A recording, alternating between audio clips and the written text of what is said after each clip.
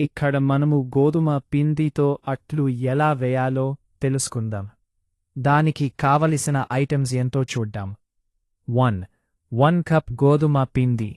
2 half cup రవ్వ. 3 1 spoon salt. 4 1½ spoon కారం. ఈ ఐటమ్స్ అన్నీ తీసుకొని ఒక బౌల్లో వేసుకొని మిక్స్ చేసుకొని అండ్ వాటర్తో కూడా మిక్స్ చేసుకోవాలి. తరువాత ప్యాన్ ఆన్ చేసుకొని పిండిని దోసలాగా రౌండ్గా చేసుకోవాలి. కొద్దిగా కాలిన తరువాత రివర్స్లో వేసుకొని తరువాత తీసి ఇంకో ప్లేట్లో వేసుకోవాలి.